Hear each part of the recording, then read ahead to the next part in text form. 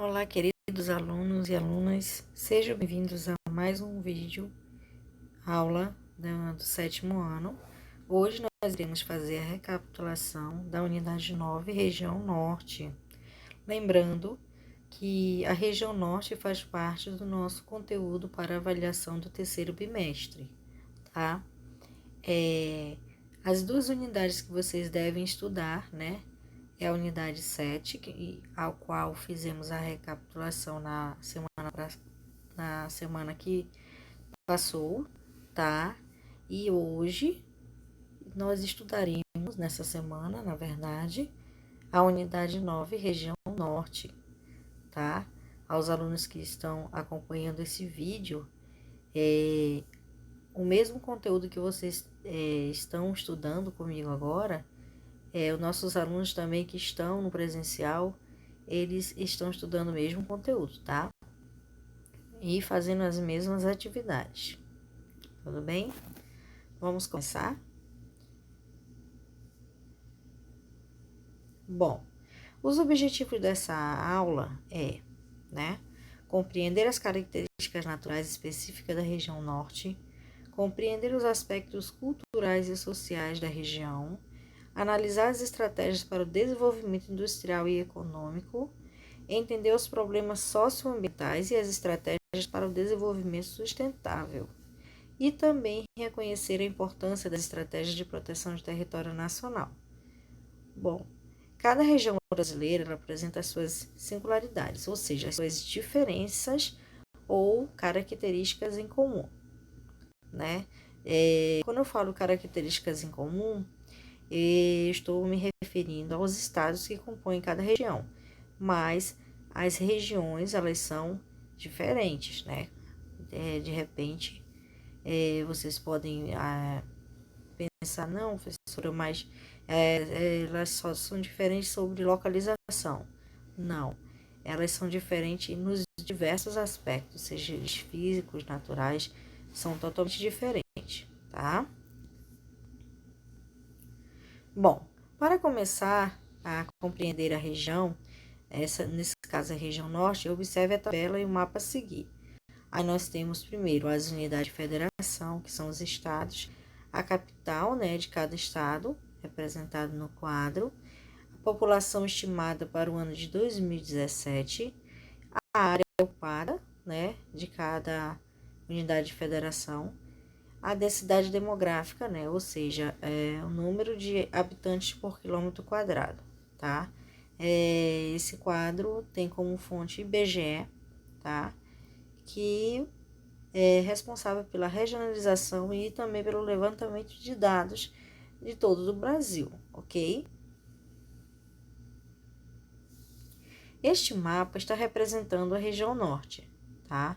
Nós temos a capital estadual, nós temos as cidades, nós temos limite internacional, limite estadual e o rio, tá?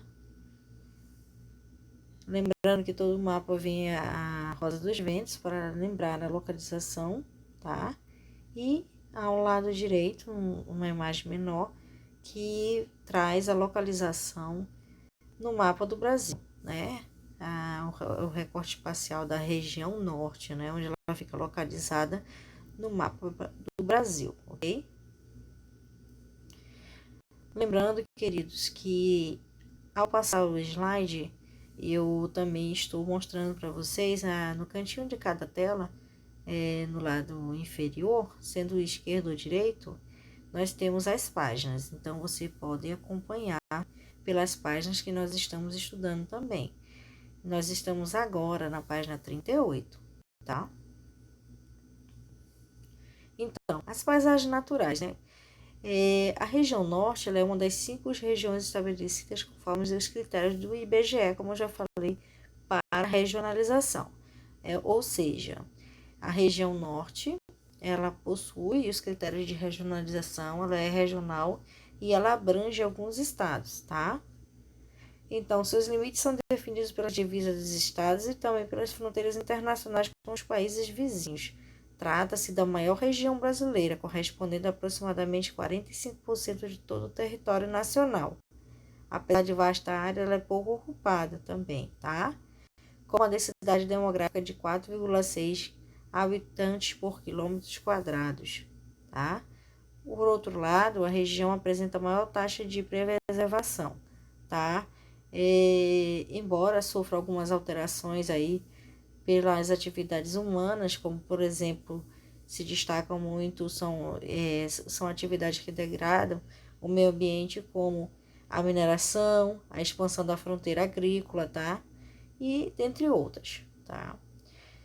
Também dá para dar o exemplo também a criação agropecuária, tá?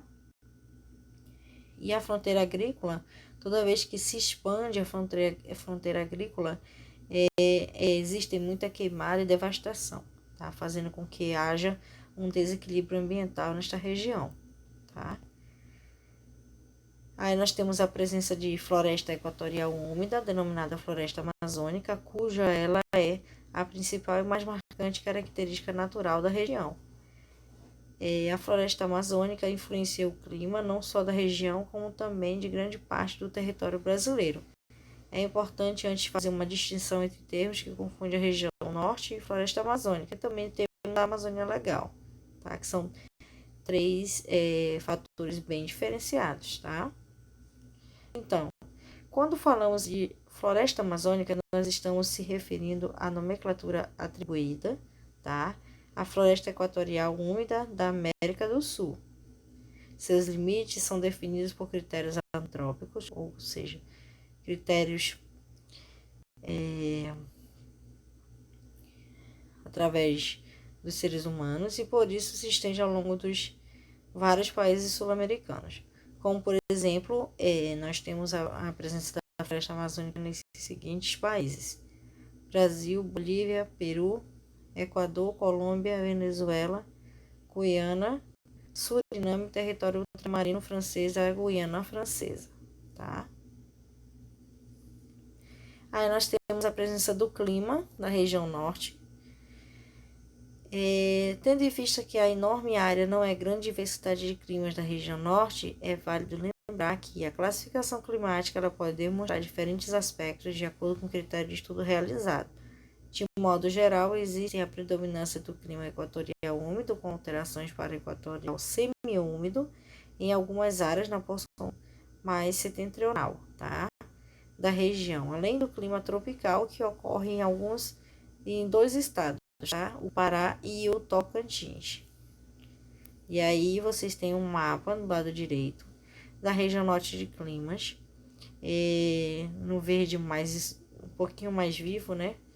Nós temos o equatorial semiúmido, no verde um pouquinho mais claro, nós temos o equatorial úmido, e no laranja nós temos o clima tropical. Então, é comum os índices de chuva são menores na área tropical, por volta de 1.400 milímetros, com uma estação seca, que geralmente atinge seu auge no meio do ano. Essa diferença é a consequência de vários fatores, entre eles a ocorrência de ventos vindos do hemisfério norte, tá? Estes são responsáveis por dispersar as chuvas que poderiam chegar à região nesse período. Em virtude das diferenças climáticas, as formas de vegetação também são diferentes, como a ocorrência de uma vegetação semelhante às formações também de cerrado, tá? O clima predominante no norte do país, na região norte, é o equatorial úmido, como nós podemos já estar falando aí, né? Nós acabamos de falar na página anterior, tá? Então, este clima é um clima com elevados índices de chuvas e temperaturas altas na maior parte do ano. Ocasionalmente, aí pode ser que seja a influência de massas de ar polar nos meses de inverno, que pode provocar aí o fenômeno chamado popularmente de friagem, tá? A amplitude térmica é baixa, ou seja, as temperaturas não variam muito ao longo do ano. O calor e a elevada pluviosidade, geralmente acima de 2.000 milímetros por ano, auxiliam na formação de florestas ricas com uma imensa diversidade de espécies, tá? O mapa mostra os índices de precipitação de pluviosidade de chuva na região norte. Aí nós temos algumas linhas chamadas de isoietas, né? Que é possível constatar as áreas mais chuvosas e as menos chuvosas nessa região. O que são isoietas? São as linhas que definem os locais com mesmos índices de pluviosidade, tá? E aí nós temos o mapa da região norte, que traz aí as médias, né, de chuvas ou precipitação, tá? Com o nome mais técnico, entre os anos de 1977 a 2006. Aí nós temos a vegetação original, tá? As formas de vegetação predominantes da região norte são as florestas equatorial ou floresta amazônica, e também temos presença de cerrado, principalmente em alguns pontos que surgem também vegetações rasteiras como os campos. As condições que desenvolvem a vegetação amazônica podem variar de acordo com a região. Essa variação ocorre em virtude do relevo e do regime cheio de rios, dando origem às subdivisões da floresta amazônica, tais como, agora vamos lá ver essas subdivisões. Nós temos 3 subdivisões da floresta amazônica. Nós temos a mata de igapó, que ela ocorre na região permanentemente alagada, junto aos rios com árvores de médio porte. Nós temos a mata de várzea, que localiza-se nas áreas que sofrem cheias sazonalmente e ficam alagadas por alguns períodos. Nós também temos a presença da mata de terra firme, que cobre a maior parte da floresta, e são áreas um pouco mais elevadas do que as que não sofrem alagamentos. A mata de terra firme corresponde à principal característica da floresta amazônica, tá? Porque ela está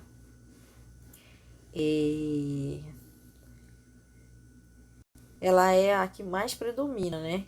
Então, ela já cobre a maior parte da floresta e ela sempre está na área mais elevada. E também não sofre a questão de alagamento, tá? Assim como a várzea, né? Ou igapó. Tá? Na página 40 aqui, que nós estamos vendo agora, nós temos a imagem das subdivisões, tá? Da floresta amazônica. Aí, primeiramente, aqui em cima, do lado esquerdo, nós temos mata de terra firme, tá? Vocês observam que ela está mais acima. A mata de várzea, ela começa aí a ter um desnível, tá? Uma inclinação mais abaixo. E nós temos um mapa vamos dizer assim, a mata de igapó, tá? Que ela fica ali mais precisamente no nível das águas altas, trazendo aí, nessa época, a enchente, né? E as árvores, elas vão ficando nessa posição. E aí nós temos o rio principal aí, que é o rio Amazonas, desta imagem, tá? A floresta amazônica é uma floresta composta de grande diversidade de espécies, como você pode observar na ilustração da página 3 do seu material de apoio, tá? Lá tem vários tipos de vegetações, ok? Então, as árvores de grande porte, geralmente com alturas de 30 a 40 metros, formam no céu que transforma a floresta, quando vista de cima, em um imenso tapete verde, né?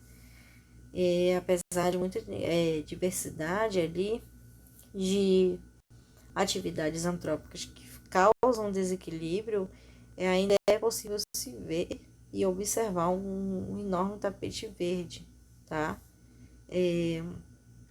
Abaixo desse dossel, né? Essa visão aí privilegiada, nós temos que a proteção da sombra em algumas árvores maiores. Forma-se outro estrato de vegetação composto nas árvores de médio porte. Ainda há outros estratos formados por vegetações arbustivas e rasteiras bem densas e também fechadas. Nas regiões de clima com variação dos períodos de chuva, como o tropical e equatorial semiúmido, surgem vegetações compostas de árvores de pequeno e médio porte, né?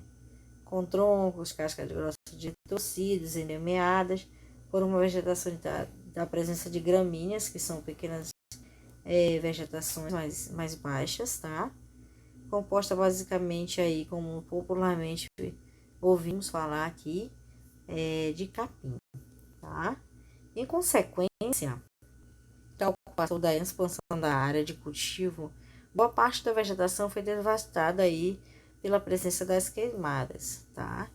No entanto, algumas unidades de conservação, como a área de proteção ambiental do Jalapão e o Parque Nacional do Jalapão, localizado no estado de Tocantins, ajudam a preservar os aspectos naturais da região e a manter também o uso sustentável do cerrado, que se forma um mosaico no Jalapão composto de diferentes unidades de conservação, com vários modelos de gestão. Essas unidades de conservação elas podem ser tanto privada como pública e atinge aí 3 milhões de hectares de proteção aí, de zona para que seja protegida, tá? E exercida essa atividade da melhor maneira possível, tá? Aí todas as unidades formam o corredor, né?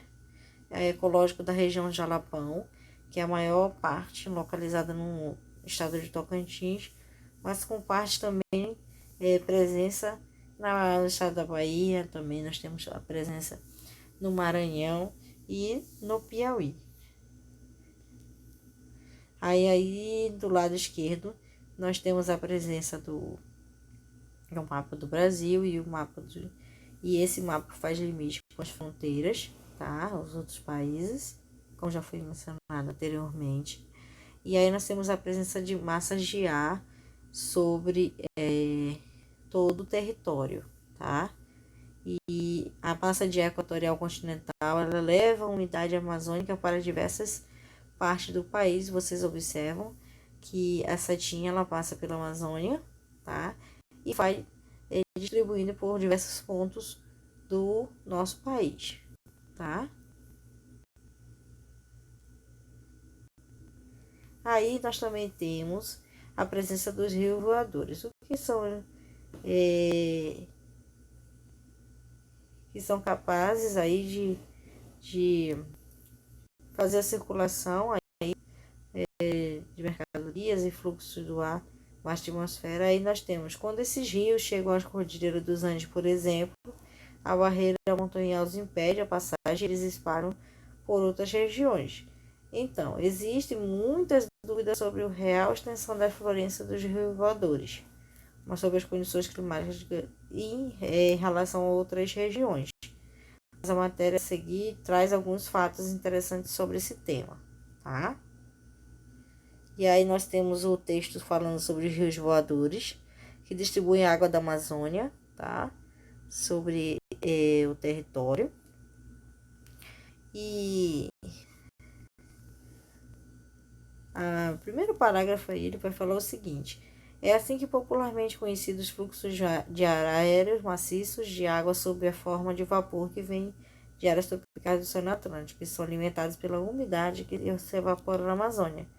Então, esses rios estão a altura de mais ou menos até 2 quilômetros e podem ultrapassar ou transportar mais águas do que o próprio rio Amazonas.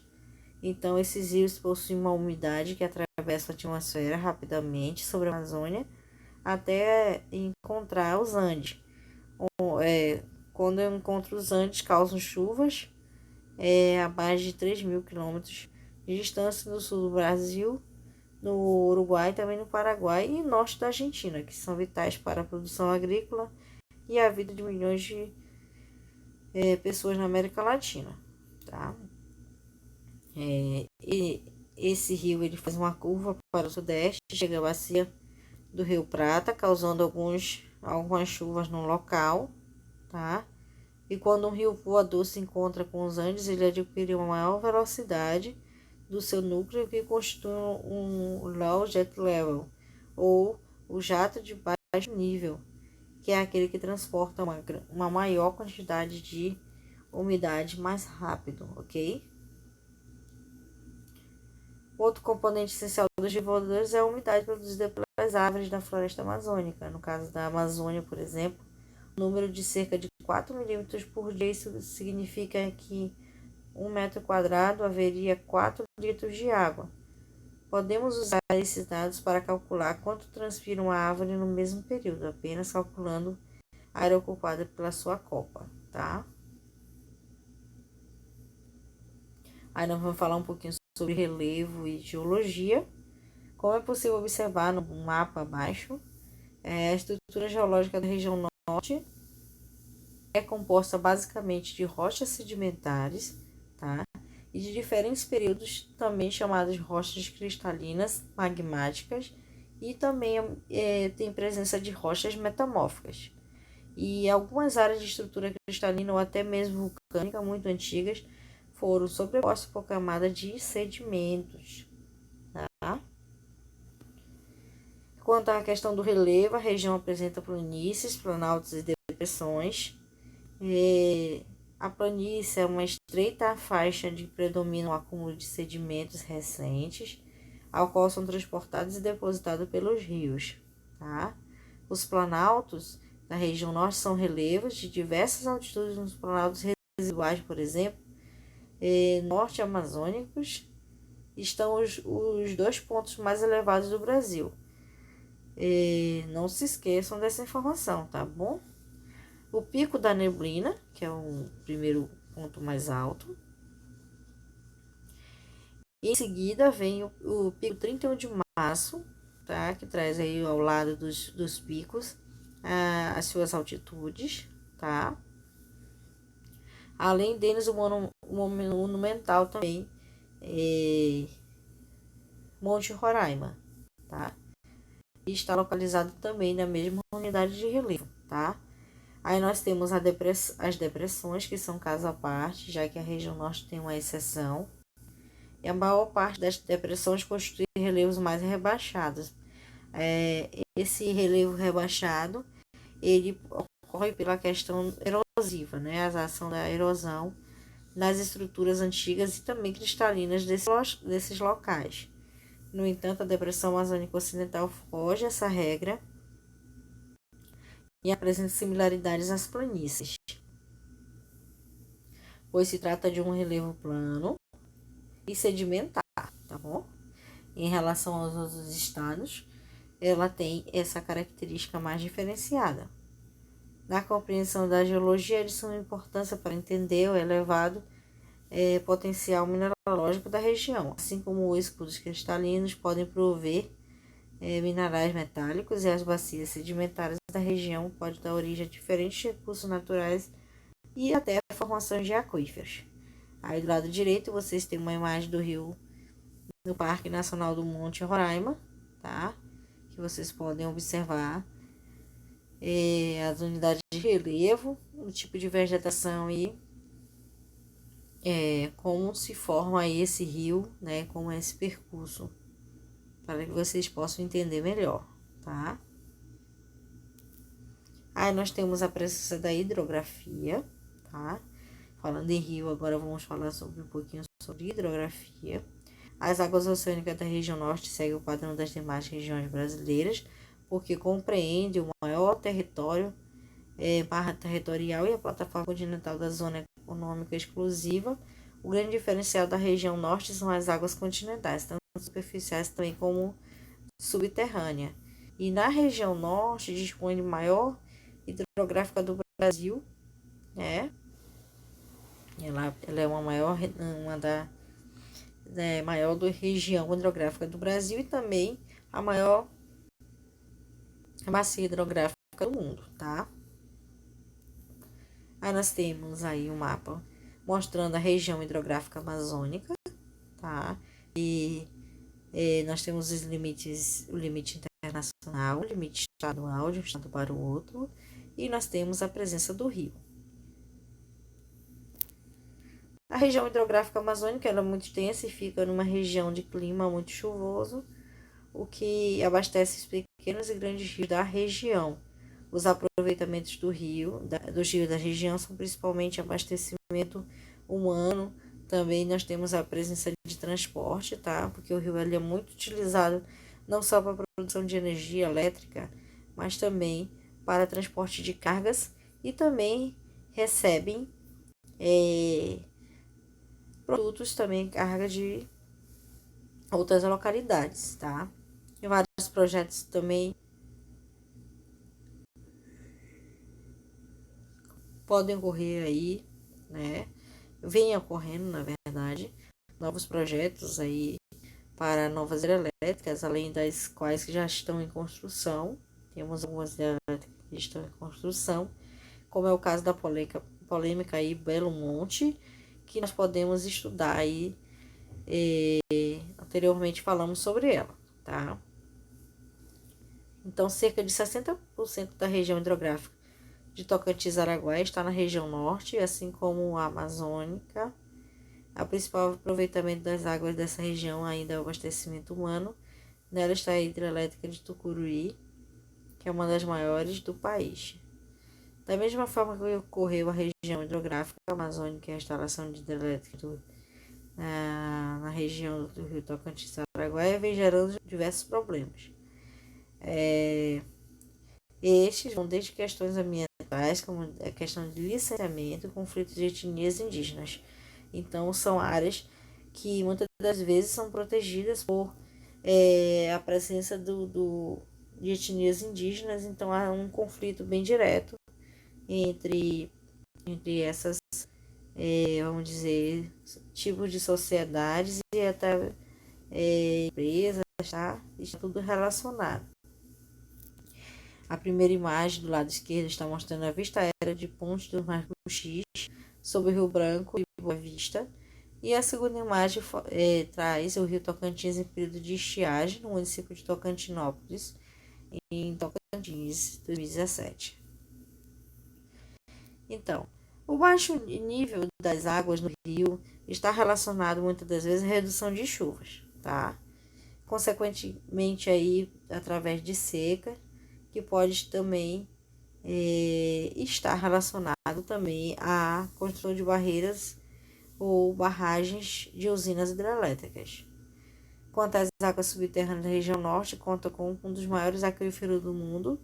Nós temos o aquífero sistema aquífero Grande Amazônia, que nós conhecemos como SAGA, que inicialmente o aquífero foi denominado de Alter do Chão, que se referia ao aquífero de proporções menores e era o hormônio de uma vila de pescadores, na época, distrito do município de Santarém, no Pará, que se tornou uma atração turística desta região.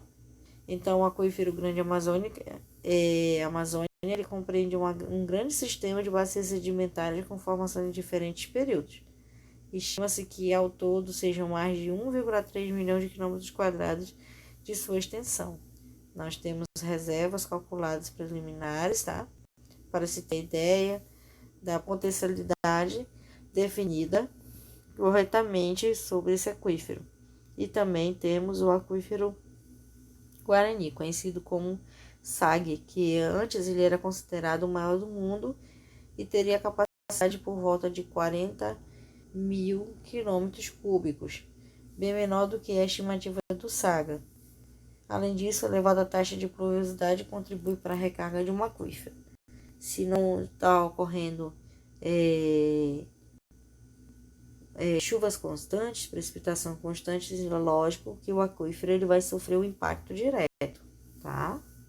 E quando há chuvas, não tem muita diferença, vamos dizer assim, no sentido de desequilíbrio das águas dos aquíferos, tá? Que são sistemas que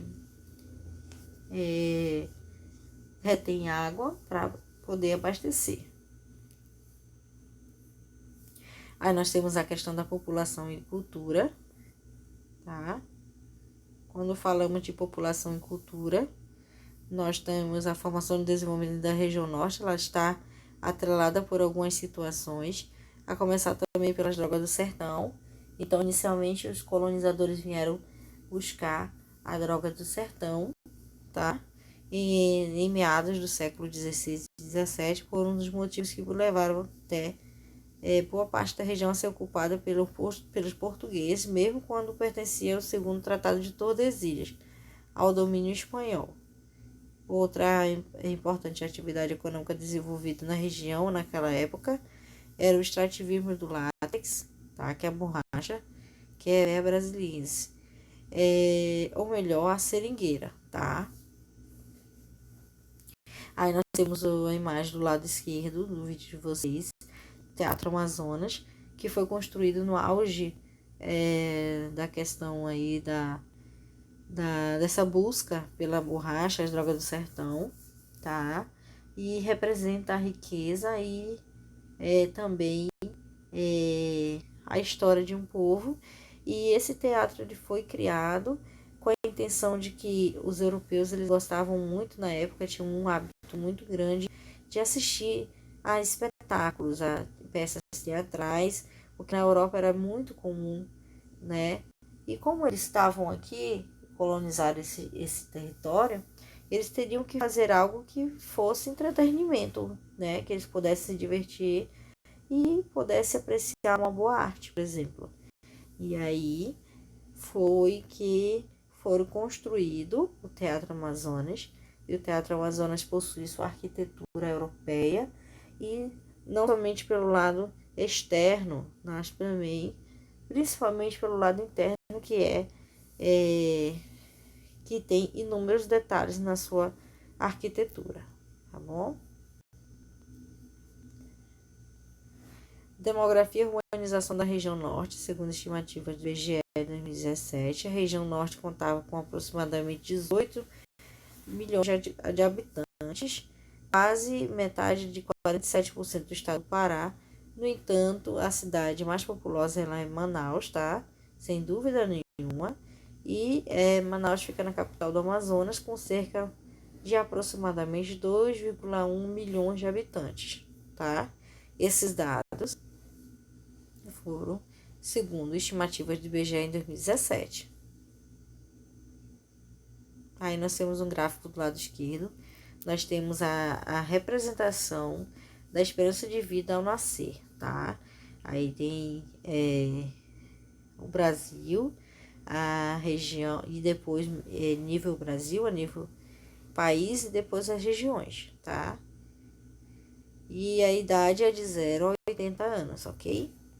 Observem que a nível Brasil, né, em relação às outras regiões, há uma diferença aí, tá? Algumas diminuem, outras têm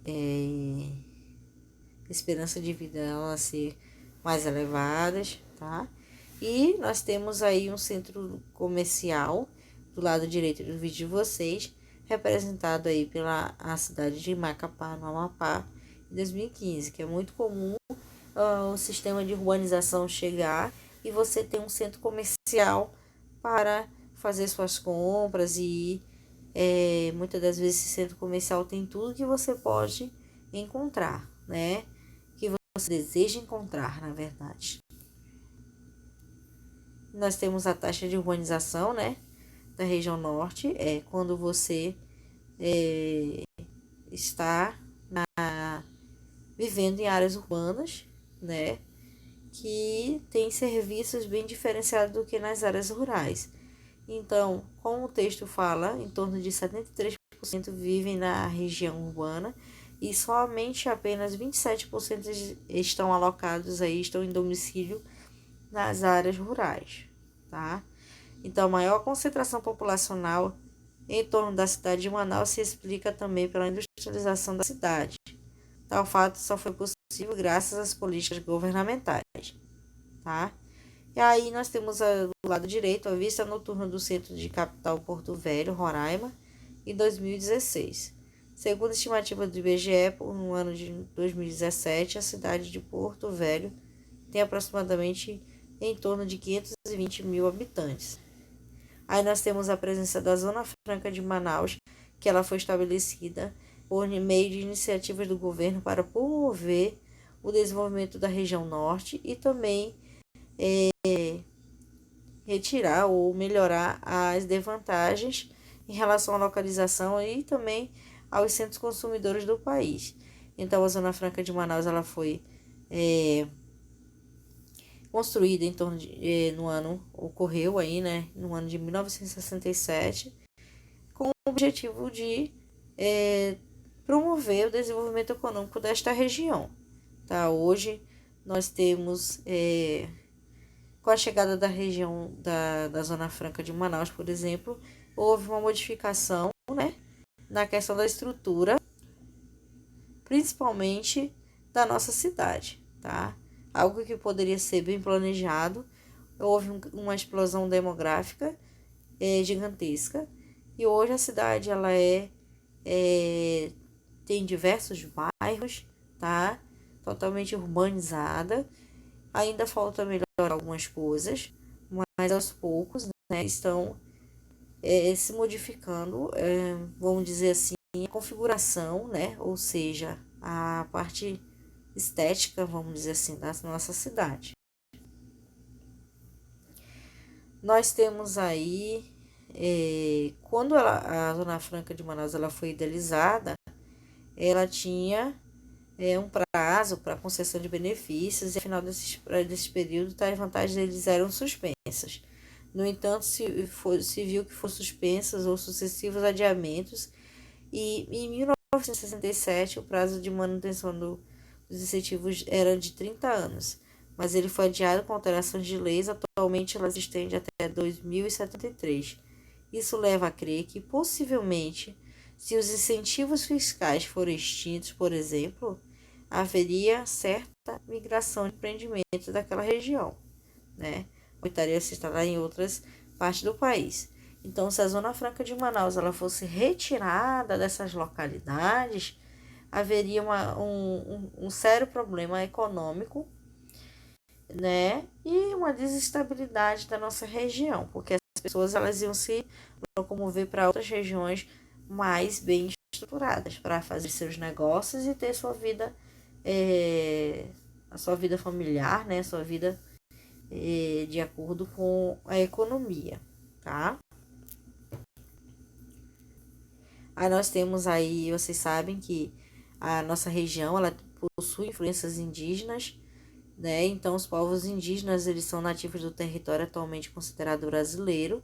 Desde antes das chegadas dos europeus, tá? Eles já estavam aqui nessa região, ok?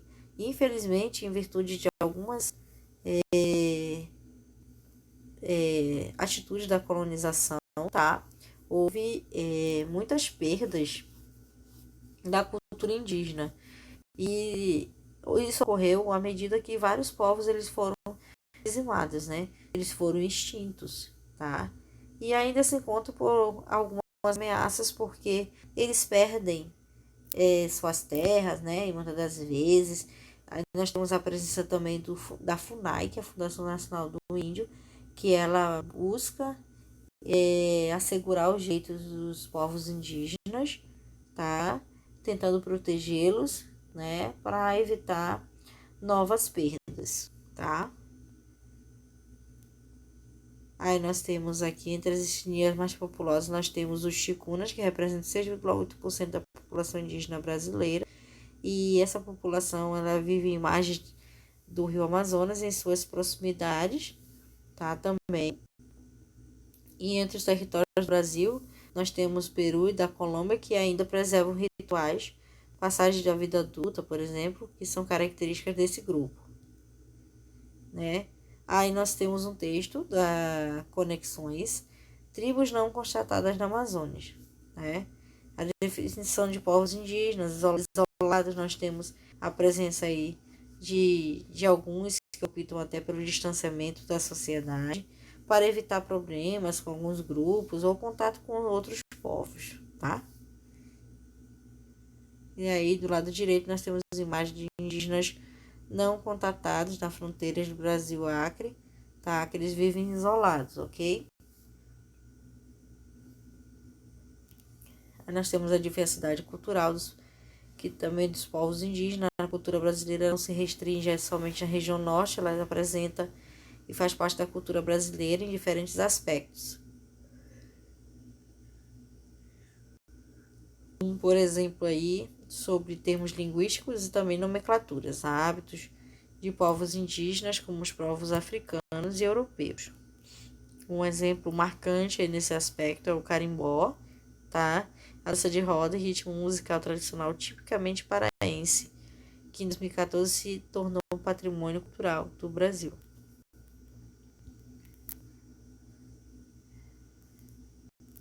Aí uma das festas mais famosas ali, no além das manifestações, né, que já foram marcadas pela presença dos indígenas, existem outras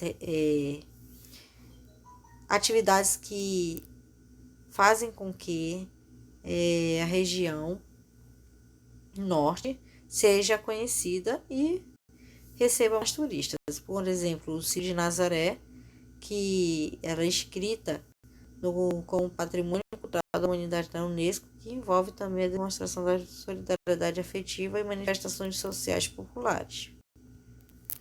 Aí nós temos o ritual da tocandeira, que é uma celebração indígena mais impressionante aí. É o ritual da tocandeira, praticado pela tribo Satere Maué, que trata-se de um ritual de passagem ou iniciação masculina para a vida adulta. De acordo com a tradição, para demonstrar força e coragem, né, os jovens indígenas aí devem permitir que formigas, né, tucandeiras, elas piquem por ao menos 20 vezes. Para isso, deve-se inserir o braço em uma luva de palha, por exemplo, vocês podem ver na imagem à direita, cheia de tucandeiras, e permanecer ali por mais ou menos 15 minutos, tá? Para que as formigas elas possam fazer, né, as suas picadas, tá? E podem chegar a 2 centímetros aí as suas picadas, provocando uma dor intensa, e torna o ritual não só uma demonstração de coragem também, mas também, né, uma forma de proteção para o corpo, porque conforme os satélites maués, deverá ficar mais resistente, né? Então esse ritual, eles acreditam que esse ritual faz com que esses povos fiquem mais resistentes, tá? Desse ritual de passagem. E durante esse evento, toda a tribo festeja com danças e também cantos, tá? Que é bem típico desses povos. Aí nós temos as questões socioambientais, nós temos as unidades de conservação, que muitas das vezes são porções do território que apresentam algum tipo de característica natural, e elas são denominadas apenas como UC, que são unidades de conservação, tá? Cuidam da preservação ou da manutenção dessas unidades, ok? Primeiramente, nós temos as unidades de conservação de proteção integral, que são áreas destinadas exclusivamente à preservação e à pesquisa científica, que também garante a manutenção da vida silvestre e dos animais e também ambientes naturais, tá? A próxima unidade de conservação é a unidade de proteção sustentável, que nós temos as áreas de diversos e diferentes características de nível de conservação, tá? E aí vocês têm uma imagem do Parque Nacional das Montanhas do Comum e Chapuri, no Acre, que é a estação de látex, tá? Aí tem o Parque Nacional das Montanhas de Tumucumaque, que é o maior parque do Brasil, nacional do Brasil, tá? O parque se localiza em estados do Amapá e do Pará e uma região fronteira de Suriname com Guiana Francesa. E também nós temos a reserva extrativista Chico Mendes, que prevê a utilização e também a exploração adequada de seus recursos conforme um plano de manejo específico antes da execução, tá? Aí peço que todos realizem suas atividades com muita atenção, atualize seu caderno, livro didático, livro de atividade, e em caso de dúvidas, eu estarei aqui no privado para ajudá-los. Desejo a todos boa aula e realize as atividades. Assim que possível, envie as fotos, tá? Legíveis, por gentileza, das atividades realizadas, ok? Obrigada a todos. Boa aula.